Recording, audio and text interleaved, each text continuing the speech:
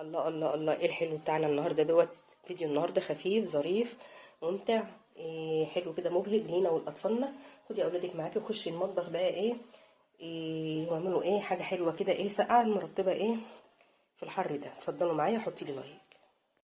السلام عليكم ورحمه الله وبركاته. اللهم صل على سيدنا محمد وعلى اله وصحبه وسلم. حبايبي يا رب تكونوا في اتم الصحه واحسن حال. النهارده هنعمل مع بعض كده وصفه خفيفه ظريفه حلوه كده تفرحي بيها اولادك، ولو معاكي اولاد صغيرين تاخديهم كده معاكي المطبخ وتعملوا الوصفه الجميله ديت.